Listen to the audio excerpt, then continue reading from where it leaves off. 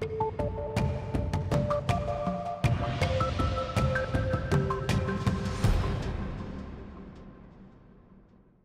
everyone, this summer I spent my time using a numerical model to investigate how various river and coastal processes affect large-scale delta morphology. So deltas, they are shoreline formations that occur when a river mouth enters an open body of water such as a lake, an ocean, and sediment is supplied by the river mouth and it gets redistributed across the shoreline. So deltas are important to consider because they are very dynamic land features and they respond to changes in coastal and river processes such as river avulsions, which are abrupt changes in river course, sediment transport, and wave-driven reshaping of the coastline. In addition to that, nearly 500 million people live on or near a delta. So it might be important to understand the fundamental processes of deltas to see how they could affect areas where people live near. So, though deltas are influenced by multiple processes such as river, wave, and tidal forcing, we focused our study on river and wave conditions. We wanted to understand how channel bed aggradation and river avulsions interacted with wave reshaping to understand how they affect delta coastline evolution. So before jumping into model development, it's important to discuss the processes being represented by the experiments. The superelevation is the process by which a riverbed will vertically degrade or rise in elevation above a surrounding floodplain. And basically, when a threshold is met, a river will suddenly avulse and change its course of path to a surrounding floodplain where it redistributes its flow and sediment supply. And so here I have a picture of the Mississippi Delta River, and this provides like a real-world application of avulsions in developing delta lobes. So each color blob you see is just a different lobe that was built from various avulsions that occurred throughout time. And here I have a very simplified longitudinal profile of a river. And that's the figure shows that when a channel progrades or lengthens towards the open ocean and aggregates vertically, it raises the channel bed above the surrounding floodplain, which makes it more prone to avulsion. And here I have the same process shown, but it just shows you how the channel bed rises above the surrounding floodplain. Alongshore sediment transport is a coastal component that is also very important. So breaking waves, they generate turbulence in the surf zone that helps suspend sediment. And the momentum provided by the waves also help generate the current that helps redistribute the sediment across the shoreline. You can have accretion, which is when a shoreline kind of bulges or a bump protrudes into the open water. And this occurs when you have a greater input of sediment flux going into the system rather than out. And on the other hand, you can have erosion, which carves out shorelines, and there's less sediment input going in, but there's more going out. So wave angle, sediment transport is a function of wave angle, and this is a very simplified way of defining how wave angles are determined. And so basically, it's the crest of a wave, which is represented by the cylindrical shapes to the coastline. And so when there's two main components. You have high angle waves and low angle waves. High angle waves are typically associated with unstable conditions. So typically you'll have a bump that forms or protrudes into the open water. And this is because there's more influence on the upshore side that contributes to a greater sediment flux that moves sediment from upshore to downshore. And then on the other hand, you have low angle waves, which are more stable, and they tend to flatten shorelines because there's a stronger influence downdrift or down the direction which transport is going, and that flattens the shoreline. So previous studies by Ashton, Murray, Ratliff, and Yop, they all have noted that it's important to consider wave climate, which involves the wave angles as previously discussed and wave heights. So when waves are not influential, rivers are not able to prograde. Rivers are able to prograde out into the open ocean, and this allows for faster avulsions because when a channel lengthens or progrades, it increases in elevation, and this makes it more susceptible to higher super elevations and causes it to avulse more rapidly. And on the other hand, when waves are important, there's a higher wave energy that helps redistribute the sediment across the coastline. So this slows avulsions. So the image you see below, you have on the left where rivers are able to prograde or lengthen more rapidly. So you have like a more bump feature. And then to the right, you have more flat shoreline, which is where waves are pretty influential. And so this is not always the case when wave climate is roughened coastlines. So one of the main wave climate parameters we want to look at was wave asymmetry, which is the proportion of sediment transport to the left or right looking offshore. So previously, Ratliff et al. Focused on symmetric wave climates. And so if you look to the image to your right on the top, you see that there's equal arrows on both sides. And this is showing that there's equal, like an average equal sediment transport in both directions. So there's zero net flux. However, it's important to note that natural shorelines are exposed to asymmetric wave climates. And so the image below shows where there's a stronger influence from one side to the other. So you have a net flux going in a direction of transport. So for our study, we wanted to look at how asymmetric wave climate affects the interaction between river and coastal processes. To do this, we use a numerical model that couples two previously existing models, the river avulsion and floodplain evolution model, or RAPM for short, and the coastline evolution model, CM for short. And this is coupled using a basic model interface. So the RAPM model, you have basically a model that helps simulate or model how super elevation changes over time, and you can see how avulsions can occur. So on the left side, you have a plan view of the model environment.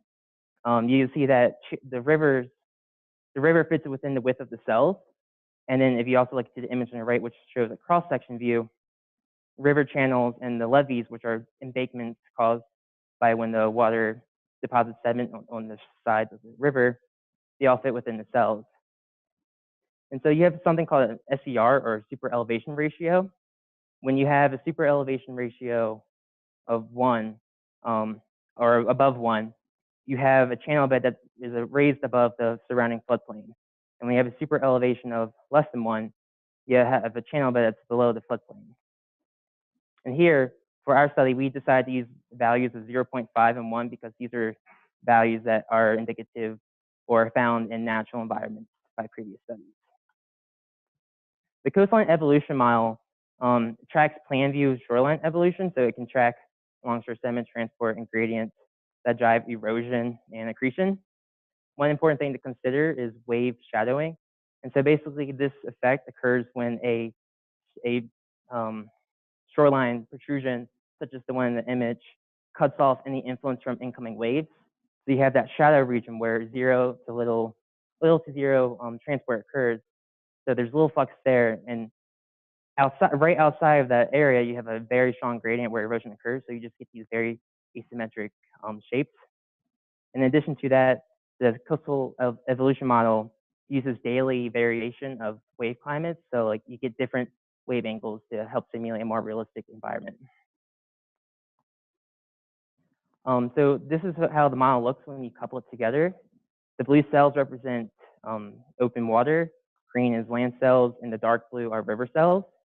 And so this helps simulate when river flux from the river mouth is deposited in open water. So this can either help elongate or prograde river courses outward, or alongshore transport can redistribute the sediment and reshape the coastline. And we decided to non-dimensionalize this model using non-channel filling time. And this is because we want to test for a large spatial and temporal time scales. So we want to be able to test for different sizes. So for example, when you have a delta the size of a puddle, and a delta the size of the Mississippi River Delta, the processes are the same for each. So this model is very generic, and it allows for, it's not for specific deltas. And channel filling time, that's basically a characteristic of rivers where it's the shortest amount of time it takes for a channel to grade 1 channel depth.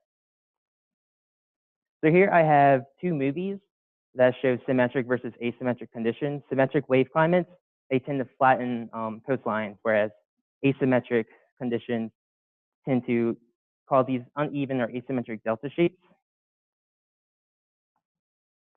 And here you have just static images or plan view images of the movies. And as you go from the top row to the bottom row, you increase the height angle, or basically as you go down, the instability increases. Looking left in each case, moving right in each of the columns, you switch from a moderate wave height to a very large wave height. And then moving from the left column or the left set of columns all the way to the right, you increase the asymmetry of the environment. And so if you look at the yellow boxes provided, this is just showing the degree of asymmetry increasing. And it shows that features of the coastline become more uneven or asymmetric. However, it was also found that increasing the wave height, so if you take a look at the purple boxes, increasing the wave height can actually diminish the effects of adding asymmetry. So when you have moderate wave heights, you can get this protrusion that starts to elongate and just change shape. But when you have a larger wave influence from the wave heights, that tends to flatten the shoreline and makes it more like a symmetric coastline. And then with the red boxes, you can see something called it's basically rotation of the feature or the coastline shape. And what's happening is there's more erosion on the updrift side. So sediment is being transported from the left side or the updrift side to the right, which is down current. And this feature starts to build up on the right side. And so you just get less avulsions because the aspect ratio or like the pointiness of a shape decreases. So there's that. Here I try to quantify the qualitative results. So on the x-axis you have wave asymmetry. On the y-axis you have avulsion length path difference. So path difference, that's just the distance difference between 2 avulsions that have occurred.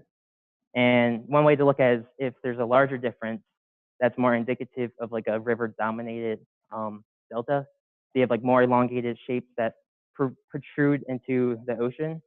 And suddenly when avulsions occur, suddenly you can have like big jumps from either the entire length of that shape or it can jump to the open ocean to the left or right. And then with lower path difference sizes, you can have flatter shorelines. And so there's not much of like a distance to travel. So it just like jumps little distances. So as before, increasing asymmetry can also increase the effect on asymmetric deltas, but this is inhibited by large wave heights. There's a smaller path difference for the greater asymmetry effects. So that rotation effect that I discussed earlier, there's more avulsions that occur on the left side or the updrift side. And coastline migration, which wasn't shown, which is basically when a feature starts just to move all in one set towards the downdrift direction or where sediment is being transported, that also inhibits avulsions. Similarly, we found that river processes also affect the asymmetric results. So if you lower the super elevation, so basically the channel bed is below the floodplain, this decreases the effects of asymmetry. And basically what this is doing, avulsions are occurring so rapidly, it doesn't give a chance for the river to protrude or prograde into the open ocean. So it's just jumping around everywhere. And you have that smaller aspect ratio or pointiness, so avulsions don't jump as much. And then with the smaller aspect ratio, you have a less wave shadow effect. So you don't have those weird gradients where there's no transport behind a feature and suddenly a large erosion behind it. So asymmetry decreases. So in conclusion, we found that increasing wave asymmetry increases delta asymmetry. And in addition to increasing wave asymmetry, you get coastline features that rotate. And so there's smaller avulsion path differences and less avulsions. However, if you increase wave heights, you get a less asymmetric delta shape because you have more influence or more energy from the wave heights that can redistribute the sediment from the river. And migration of asymmetric delta features, you have like a stronger erosion on the updrift side. So rivers tend to avulge to the left, so there's less distance it can travel, and there's less avulsion. And lastly, if you lower the super elevation ratio, you get less of a delta shape because that aspect ratio or the pointing I talked about is lower. You don't get the wave shadow effect that promotes those weird, uneven flux gradients. So I want to take a quick second to thank the National Science Foundation for funding this, the entire team at RESESS, and all my mentors. And that's the end of my presentation. I'm taking questions.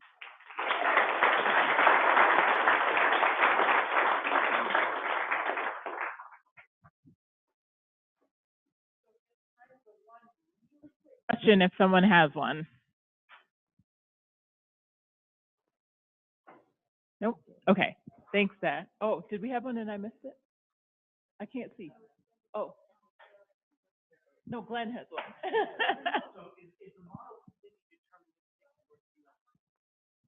Variance included in the parameters. Variance. So I know, so this is a question that's best suited for my mentors and this was my first time using this summer, so I'll try to answer to the best of my abilities. But I know with the Coastline evolution model that looks at the wave angles in the alongshore transport, there's daily variance in the wave angles that are approaching a shoreline. So that makes it like more like a realistic coastline environment. So there is variance, but I'm not entirely sure how to like give you a super accurate answer, if that makes sense. Okay. Thanks, Zach.